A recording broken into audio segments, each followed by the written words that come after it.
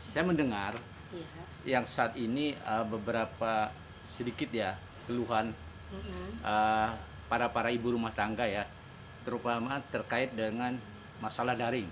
Tuh. Yang mana daring itu uh, untuk saat ini sekolah dari awal tingkat pertama sampai tingkat kedua masih dilaksanakan gitu. Tuh. Akibat dampak COVID. Covid. Nah, saya sedikit pingin tahu juga sih kepada ibu selaku ibu rumah tangga. Iya. Nah, kira-kira bagaimana itu? Apa benar itu, Bu? Ada keluhan-keluhan yang demikian, Bu? Untuk saya pribadi, kami yang benar-benar ibu yang lebih banyak beraktivitas di rumah, jujur kata betul sekali. Karena tentu bukan soal permasalahan daring ini kan, sebenarnya ya kita sama-sama memahami lah, tahu lah ya, karena ada COVID ini, tahu lah. Tapi kan kita juga melihat dari segi efektivitas juga, apakah dari daring itu tuh benar-benar efektif untuk pola didik anak yang sekarang ini kan sebenarnya kan nggak bisa total gitu loh Pak. Yang kami keluhkan dari ibu rumah tangga adalah kita tidak masalah anak-anak sekolah online, tapi ada baiknya kan sekarang kan sudah ada, asal kita melakukan protokol sesuai protokol ya, bisa diberikan solusi. Mungkin bagi menurut saya sendiri ya, bisa diberikan solusi seperti misal sekelas nih ada 40 anak, nah hari Senin mungkin 10 anak dibagi-bagi, di hari Selasa 10 anak, hari Rabu 10 anak, dan berikutnya masih ada solusi lain. Karena apa? Satu pendidikan itu kan anak tidak hanya melalui tidak melulu hanya materi saja. Anak itu perlu pendidikan dalam bermasyarakat, bersosialisasi. Psikolog anak juga pasti akan terdampak kalau terus-terusan seperti ini. Sementara kita nggak ngerti, walaupun vaksin sudah datang, tapi kita nggak ngerti kan ya Bu Haji ya, kapan selesainya. kapan selesainya. Masih belum bisa dipastikan kapan sekolah akan mulai lagi secara offline gitu loh. Oke. Yang Kalau pasti itu berdampaknya ke psikolog anak. oke. Kalau kita berbicara ini kan dampak ya. Kan lebih membahayakan lagi dampaknya COVID kan. Ya betul, tentu. Tapi mungkin ada hal-hal yang selama ini berjalan di rumah dengan sekolah daring ini, apa sih yang menjadi semacam Kendala. dianggap risih atau gendala, apa sih yang sebenarnya yang terjadi gitu? Kalau kendala pribadi tentu kami waktu. Mungkin ada ibu yang memiliki 3-4 anak, kita nggak ngerti kesusahan seorang ibu di rumah seperti apa, yang mengurus keluarganya, suami, anak-anak. Dan saya yakinlah seorang istri, seorang ibu, kendalanya atau pikirannya tidak hanya di anak saja atau suami saja, tidak. Pasti ada banyak faktor lain yang mungkin bisa menjadi kendala juga. Ditambah lagi dengan adanya sekolah offline ini, saya lihat, saya perhatikan banyak sekali ibu-ibu yang akhirnya melakukan les di luar sekolah. Efeknya sama saja sebenarnya. Bimbingan belajar juga buka, anak-anak les juga sama. Dan kalau mungkin untuk kami, kita tidak bukan persoalan biaya ya. Mungkin kami pun mungkin tidak masalah bagi kami, tapi yang di bawah, yang ibu-ibu yang mungkin pekerjaannya ada yang ibu rumah tangga, ibu yang pekerjaannya di pasar, bahkan ibu-ibu yang kerja di salon, itu saya mendapat keluhan sendiri secara langsung dari ibunya, sampai harus pinjam HP, sampai anaknya dibawa ke pasar, anaknya dibawa ke salon tempat dia bekerja untuk daring itu tadi. Ya, tentu saja menurut saya itu tidak efektif, karena ya memang bukan di situ tempat seharusnya kita anak-anak belajar. Untuk masalah soal COVID, jelas pasti dampak COVID itu jauh lebih besar. Tapi sekali lagi ada solusi lain yang kita bisa ambil di tengah-tengah. Itu tadi misalkan pembagian kelas. Misalkan mungkin anak bisa sekolah seminggu 2 kali. Itu mungkin sudah cukup loh untuk atau mungkin gini Mbak Ati, mungkin dapat ditambahkan, kalau misalkan mengikuti protokol kesehatan, kita kan bisa pakai pakaian yang khusus kayak di rumah sakit, kan berupa seragam gitu. Terus kalau menyikapi yang kata efektif enggaknya pendidikan, jelas itu berimbas dengan anak. Kalau di rumah kan bimbingan oleh seorang ibu. Ibu kita ini kan ibunya ibu rumah tangga ya, bukan istilahnya profesi kita bukan guru. Jelas itu berbeda dengan seorang guru. Kayak gitu ya, berarti.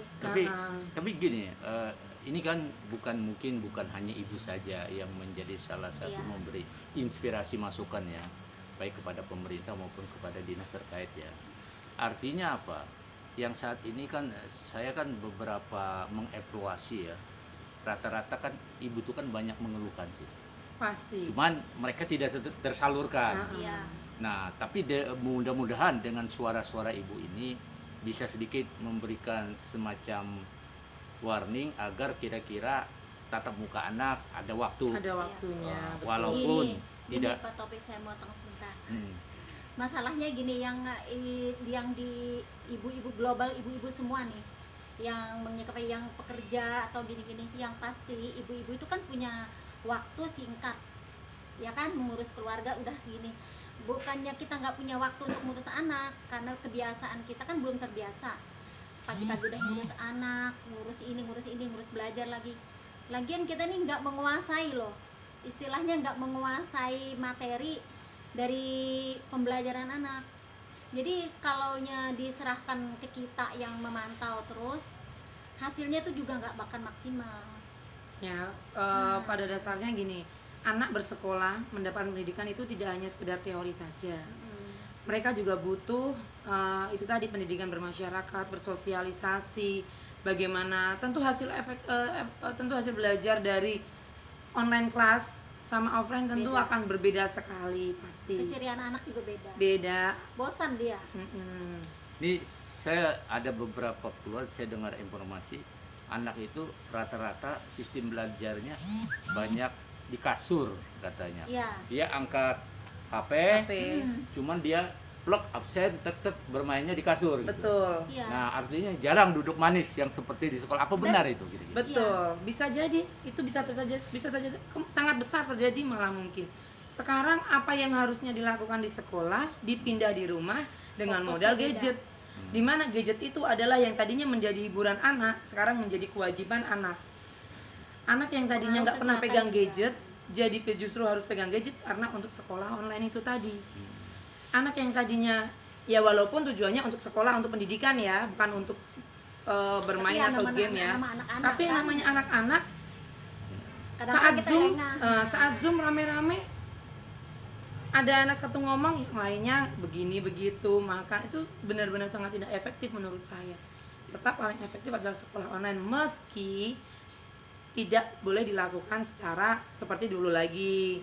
Ya itu tadi solusinya. Tapi ini berarti kalau yang kita bagi sekolah swasta ya, kita kan ada online gitu.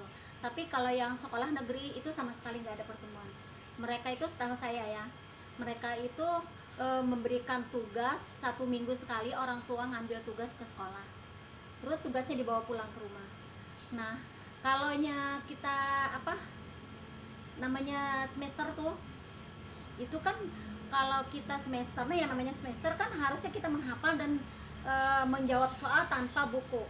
Nah, kalau mereka kan dibawa soalnya ke rumah, terus jawab, nanti dikumpul lagi. Nah, apakah tes yang begitu bisa memberikan penilaian dengan anak, agar misalnya anak tuh apakah udah bisa dengan pendidikan, dengan menerapkan hasil didikannya itu, istilahnya nilainya itu kayaknya nggak murni, kan bisa nyontek dari buku karena dia kan di rumah ngerjainnya. Betul. Dan ujung-ujungnya yang mengerjakan tugas-tugasnya adalah harusnya orang kan tua. harusnya jadi kan orang tua. Jadi penilaian anak tuh memang anak ini si A ini benar cerdas hasil dia atau bukan, ya kan?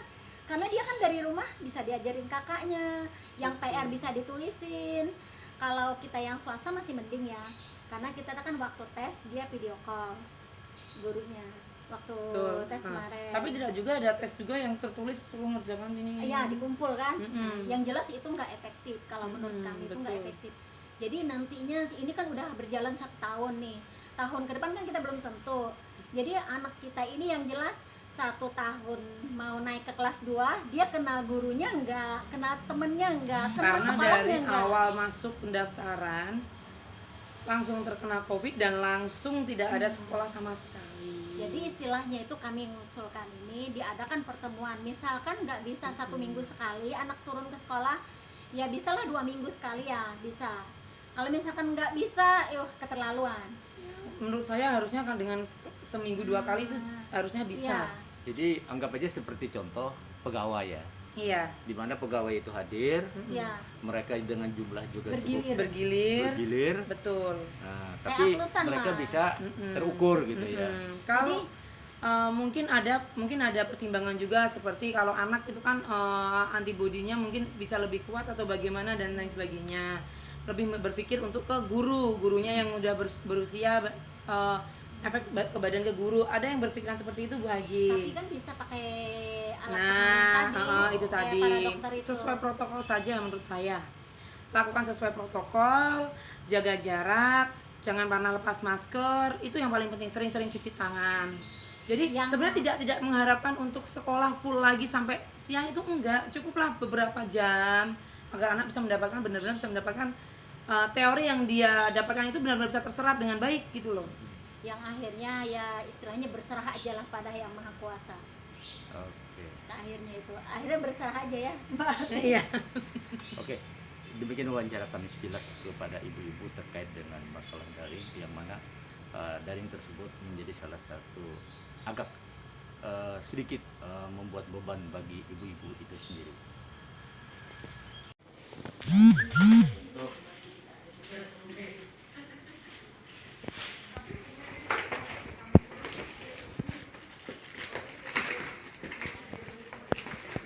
Nah, ini contoh buku pendidikan agama Islam, kita ambil masjid.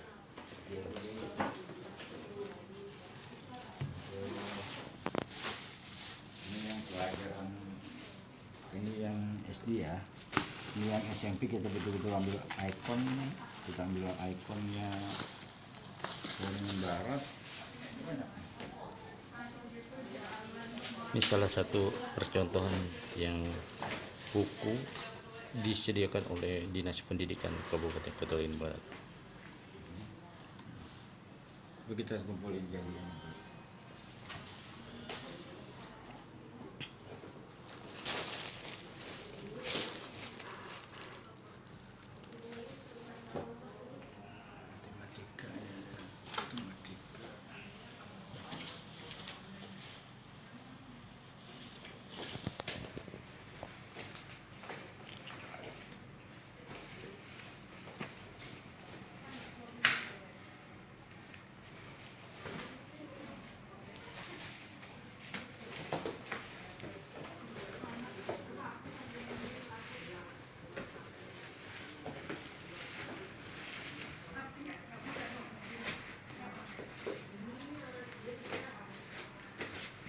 Oke, cukup aja Pak Alang.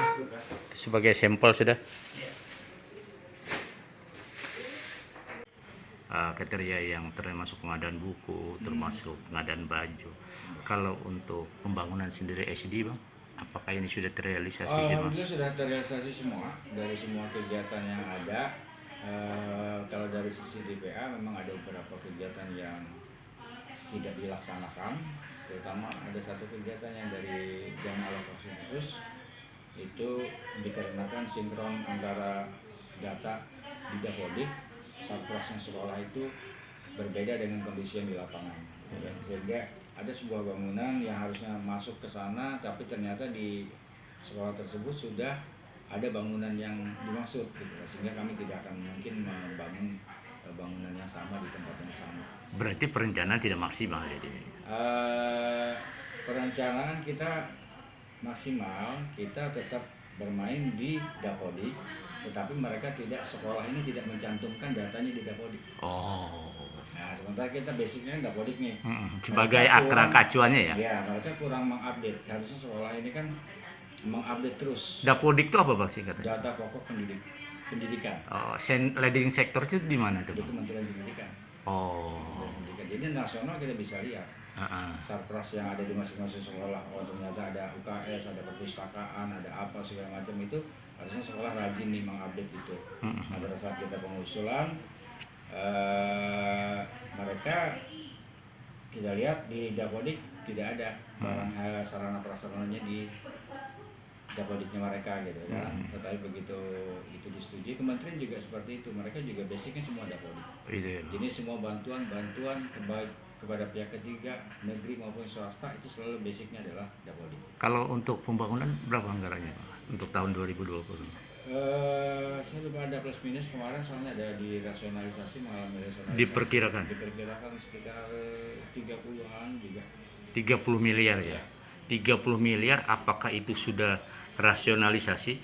Setelah rasionalisasi. Ada dua sumber dana kita, yang pertama APBD, kemudian APBN melalui DAK. Oh iya. Oke Kemudian Bang. juga ada transfer pusat kan, kayak di kegiatan-kegiatan fisik lainnya, ada BOS, ada BOP di SMP. Kan gitu. Bang, sedikit Bang. Ini berbicara didik ini kan daring nih. Antara orang tua antara murid dengan guru. Iya, betul. Nah, kalau kita melihat Bang, untuk persiapan ke depannya ada enggak rencana pertemuan siswa SD ini Secara terbuka. secara terbuka? Kita tetap merujuk kepada ajaran Bupati yang terakhir, kemudian juga Dinas Pendidikan juga sudah mengeluarkan surat edaran juga, bahwa walaupun dengan SKB 4 Menteri itu bahwa pemerintah daerah memiliki diskresi kebijakan untuk menentukan apakah di wilayahnya itu bisa melaksanakan pembelajaran tatap muka, tapi dengan situasi kondisi yang ada sekarang ini, kita masih bersikukuh bahwa keselamatan dan kesehatan itu untuk warga sekolah adalah yang faktor utama, sehingga pembelajaran tatap muka masih belum bisa kita laksanakan sampai kemudian berdasarkan hasil rapat evaluasi kita di tanggal 2 Desember kemarin 2020, kita akan adakan lagi rapat evaluasi di Januari ini. Jadi akan evaluasi ulang lagi. Betul. Pak, kalau kita melihat ini, pemerintah pusat nih dengar informasi ada bantuan apa, pulsa atau bagaimana? Apa benar itu Bang? Ya, itu sudah terrealisasi, bahkan kita dapat rekap terakhir, pusat pun sudah bisa memantau bahwa misalnya satu sekolah nomor yang dicantumkan kemarin berdasarkan validasi dan verifikasi, nomor-nomor yang ada, nomor ini masih belum dipakai, nih paketnya sudah masuk, sementara paket data itu kita maksud berakhir di bulan Februari nanti, misalnya seperti itu sudah ada. Jadi memang 100% yang mengupdate, memverifikasi dan validasi nomor telepon, nomor HP peserta didik dan guru itu dapat. Oh dapat ya. Berapa GB Bang satu orang? Kisaran ada 10 sampai 20 3 Itu ya, berkisaran gitu ya. Kisaran gitu. Jadi itu khusus siswa, kalau kita bicara SD ya, khusus siswa SD ya, maupun Dan guru guru. ya. Oh. Oke Bang, harapannya Bang kepada salah satu orang tua murid dengan adanya daring. Ya. Memang kita menghadapi situasi yang sulit nih di masa pandemi kan.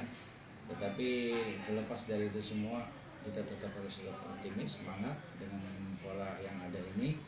Mudah-mudahan orang tua di sini kelihatan nih bahwa sebenarnya memang dari awal yang namanya partisipasi pendidikan itu ada di masyarakat, ya kan, orang tua, pemerintah. Ini tidak bisa jauh, 3 komponen ini tidak boleh lepas gitu kan. Nah saat ini nih, orang tua dan masyarakat sepertinya harus memiliki peran yang luar biasa besar untuk tetap memantau, memotivasi, menjaga anak-anaknya dan sekaligus sebagai guru di rumahnya. Gitu. Wah, ini jadi beban orang tua jadinya dong. Bukan itu, karena memang tanggung jawab pendidikan itu memang ada di 3 itu.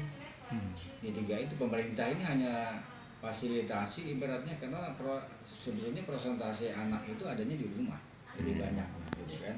Nah sekarang ini dengan kondisi pandemi sekarang ini ya otomatis orang tua juga harus lebih ekstra untuk juga sama-sama membina, karena nggak mungkin juga gurunya yang datang ke rumah untuk memantau tiap hari apa yang dilakukan murid gitu kan. Iya. Akan kesulitan bagi kita gitu. Tapi ada enggak upaya solusi supaya antara siswa dengan guru yang saat ini kan siswa baru ini hanya lewat virtual saja nih. Untuk solusinya paling tidak ya 10 hari sekali ada pertemuan sharing atau bagaimana sehingga memunculkan adaptasi yang walaupun kita menjauhi dari kerumunan, tapi kan dalam konteks saling mengenal, bukan saling acuh jadinya. Ya, Di masa pandemi ini kan yang kita terapkan itu adalah PJJ, pembelajaran jarak jauh. Pembelajaran jarak jauh ini boleh bermacam-macam, ada yang luring secara parsial ataupun menemui kelompok-kelompok belajar.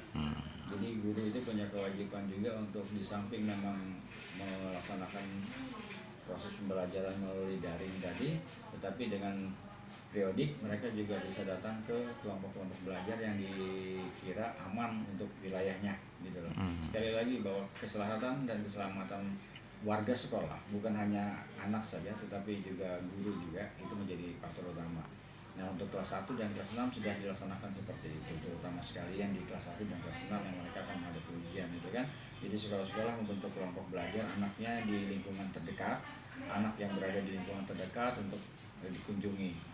Misalnya pada saat kondisi-kondisi kemarin, mereka pada saat banjir pun mereka para guru datang juga menjenguk kondisi mereka di lapangan, di rumah masing-masing atau di kelompok atau di rumah tertentu gitu kan, ada kelompok belajar dan mereka para guru di samping memang silaturahmi juga memberikan pencerahan-pencerahan dan memotivasi siswa. Oh, jadi perhatian guru cukup gitu ya, Pak? Alhamdulillah cukup. Memberikan salah satu motivasi kepada siswanya. Betul. Oke. Terima kasih Pak Kabid, Kepala Bidang Dikdas ya Bang? Pembinaan sekolah dasar. Oh, pembinaan sekolah dasar. Ya, Oh, kalau Dikdas itu sekarang SD dengan SMP jadi satu, Dikdasmen, Dikdas itu ya. Oh iya iya. Oh. Nah, jadi kita bidang SD saja, di sana ada bidang SMP. Oh. Itu nomenklatur kita yang ada. Oke, terima kasih Pak Alam. Pak, ini kan kelihatannya kan Bapak bicara untuk anggaran tahun 20 sudah clear dan beres semua pekerjaan dan kegiatan. Tapi fakta di lapangan kan orang bertanya-tanya nih dengan kegiatan salah satu sanggar gedung ya, gedung. Nah ternyata catnya tidak maksimal gitu, dan bawahnya pun finishing pun tidak maksimal. Apa sih yang menjadi problemanya itu? Apakah anggaran kegiatan itu sudah sampai di sana atau hanya sebatas itu saja anggarannya?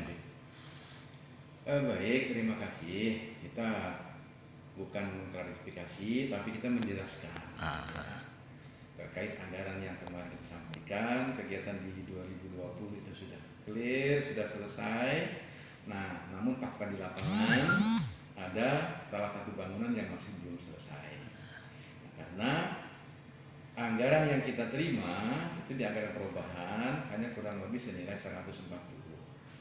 Jadi artinya kita menyesuaikan dengan kondisi keadaan uang yang ada. Itulah faktanya yang sudah kita bangunkan yang ada. Nah, sementara ada yang belum selesai, yaitu nanti kita menunggu anggaran selanjutnya. Oh, jadi tingkat lanjutannya. Iya, tingkat lanjutan. Hanya yang sedikit kita melihat menjadi salah satu ocehan netizen ya, artinya catnya itu kan tidak maksimal jadinya. Kok bisa kelihatan hanya plang itu, yang beberapa plang yang tidak tercat gitu, itu yang menjadi salah satu pertanyaan besar gitu. Nah, plang yang tidak tercat ya karena anggaran kita tidak ada, tidak mencukupi sampai ke situ. Akhirnya tidak tercat semua. Oh itu ya. Oke Bang, terima kasih. Demikian informasi yang kita dapatkan untuk sebagai masukan beliau terkait dengan apa yang disampaikan beliau di saat kita wawancara pertama. Beberapa pengadaan nih yang telah dilaksanakan oleh Kabid Dikdas, yang intinya ada beberapa diantaranya buku maupun yang lain. Inti daripada buku itu buku apa aja Bang? Ya.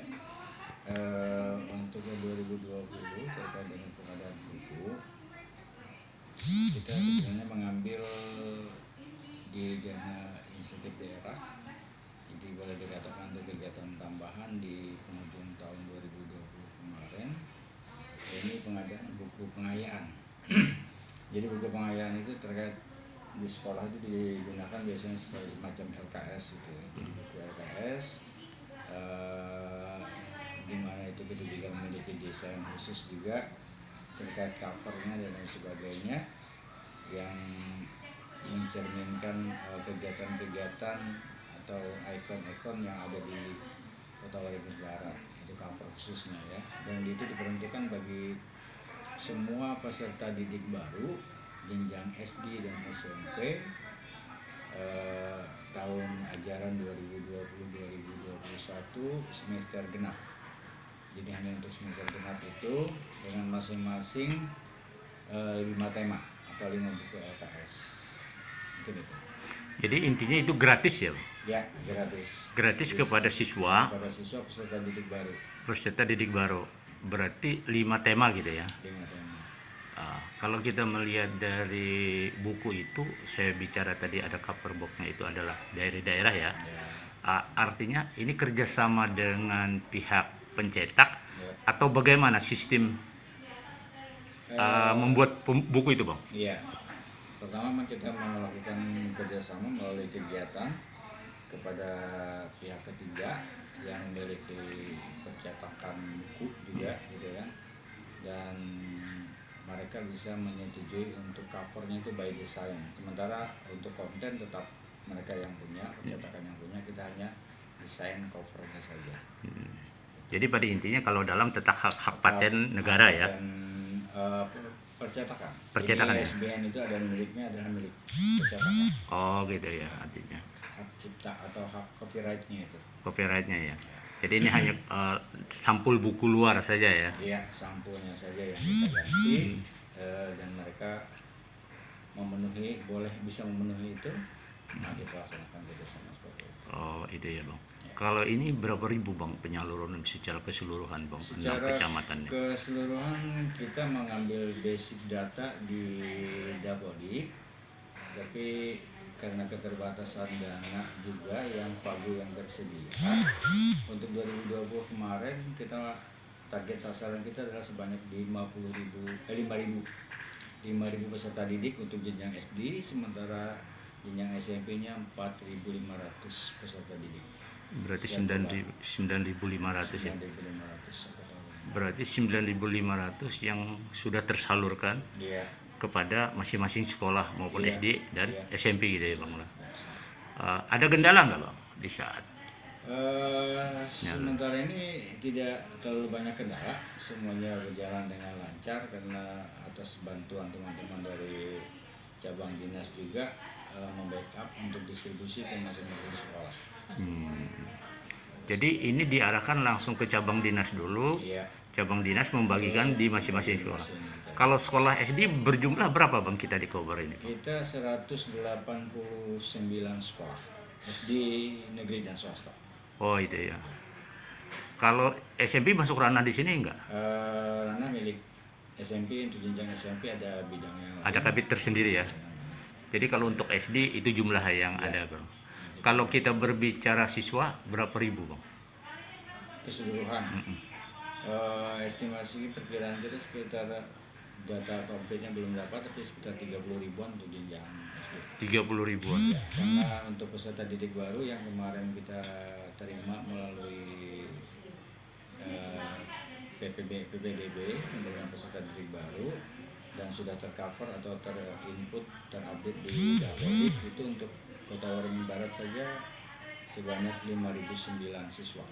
5.000. Untuk kelas 1 saja, artinya peserta didik baru kan. Jadi kalau kita asumsikan itu ada 6 kelas, maka estimasinya sekitar 30. Berarti sekitar 5 ribuan. Berarti untuk pembagian buku tercover semua gitu ya. Kita beralhamdulillah semua tergantung. Jadi tidak ada menjadi kendala. Tapi kalau sistem pembagiannya bagaimana Bang? Di saat ini kan orang Itu mekanismenya nanti di cabang dinas, mereka bergantian mengambil, ada waktu yang mereka jadwalkan untuk sekolah A, hari kapan, jam berapa, jam kapan, itu mereka nanti datang ke cabang dinas masing-masing. kalau pendistribusiannya itu apakah menggunakan pihak ketiga atau memang dari dinas langsung? Kita menggunakan pihak ketiga itu sampai cabang dinas. Oh sampai cabang dinas. Jadi ada rekanan gitu ya Iya. Bang? Ada rekanan, posisinya sudah posisi di cabang dinas ya. Tapi kalau sudah pembagian bukan. Ya, bukan anak kita lagi, tapi sudah kita pilah, kita sortir per sekolah. Sehingga cabang dinas mengambil bundle atau paket dan masing-masing sekolah. Tinggal siap gitu. Siap. Ini PT serangkai atau PT apa Bang? Kita menggunakan pihak ketiga dan mereka memiliki percetakan sendiri, buku sendiri, terbitan sendiri, sehingga itu bisa kita lakukan kerjasama dengan mereka itu tadi. Jadi bukan pabrikan ibarat kata yang punya branding atau apa gitu kan, tapi mereka sudah punya produk juga, tapi insya Allah kontennya juga sama. Jadi lisensi daripada percetakan itu patennya dia sudah ada. Patennya milik percetakan itu. Ya. Milik percetakan. Itu di daerah atau di luar daerah? Di luar daerah untuk sementara. Oh, di luar daerah untuk ya. dalam daerah kan kita belum ada percetakan. Belum ada ya. ISBN-nya. Jadi ini di luar daerah, Iya. kerjasama dengan dinas, Ya, dengan melakukan percetakan percetakan. buku ya, tapi dengan melakukan pihak ketiga juga kan. Ketiga. Artinya kalau ini sebagai pengadaan untuk bukunya ya, Ya, siap. tapi teknis pelaksanaan adalah perusahaan atau rekanan gitu ya, Betul. kerjasama dengan percetakan yang mempunyai legalitas yang paten gitu. Tapi pihak ketiga itu pun langsung semacam anak perusahaan itu gitu, anak percetakan itu gitu. Oh, Jadi, pemilik sekaligus itu langsung sekaligus. Jadi kita nggak terlalu banyak perantara, pihak ketiganya nggak ada. oh, Kita sudah kepada perusahaan, tapi dia menggunakan CP-nya dia itu. oh, jadi satu kesatuan ya. Kesatuan. Oh, Jadi kami itu mengambil langkah agar dari sisi hak hak penggandaan segala macam kita kan tidak terkendala. Ya. iya iya. Karena mereka punya mereka sendiri, terbitkan sendiri, ibaratnya dicetak sendiri. Berapa miliar jumlahnya lo? Sedikit. Kalau LKS itu ya makanya kita masuknya di dana insentif daerah di ABT ya? tahun. Jadi walaupun dia bukan ABT tapi diberikan tambahan itu di perubahan kelima itu kita masuknya. Oh. Bukan ABT dia. Tapi di perubahan kelima pagunya di bawah 200 juta. Oh, pagunya di bawah 200.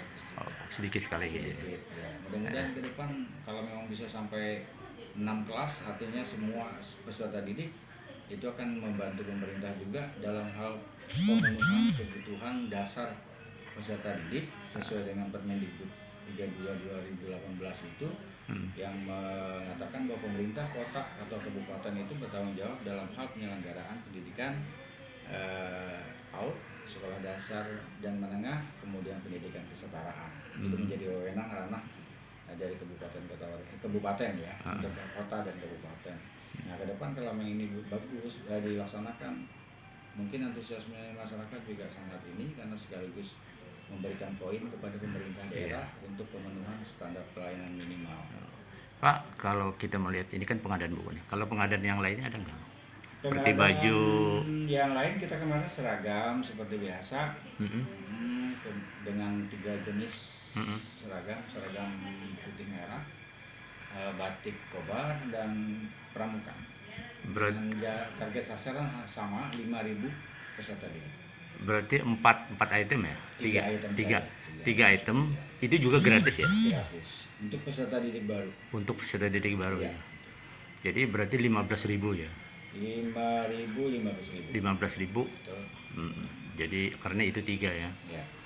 Jadi itu terrealisasi semua sudah? Alhamdulillah sudah. Tinggal kita ada beberapa itu sebetulnya nggak ini juga dalam konteks ini karena pagunya sasaran kita tuh sedikit. Kemarin kita sempat memilah, bukannya memilah juga karena ada beberapa sekolah terutama yang MTSN itu beberapa sekolah yang tidak mengambil buku itu. Iya. Dikarenakan mereka sudah memesan terlebih dahulu dan mungkin desainnya beda gitu kan dengan karena sekolah keagamaan gitu kan dilengkapi dengan macam-macam aksesorisnya juga, sementara kan kita kan masih yang biasa sehingga yang kemarin dari 5.000 itu sebetulnya kurang kan gitu kan, tapi karena ada yang menolak bahasanya dengan itu tadi terhadap penyediaan seragam itu, maka ini mau kita distribusikan lagi untuk penambahan kepada sekolah yang swasta yang masih belum tercover 100%. Masih kita kita bagi ada sisanya, tapi kemudian nanti kita mau bagi lagi sesuai dengan proporsi. Kalau yang tidak menerima itu berapa persen dari yang? Sedikit, paling tidak sampai ke 10%. Dan itu pun akan kami cover segera. Itu ya. Jadi berarti ada sisa ya? Ada sisa dari sekolah yang Tidak menerima. menolak itu.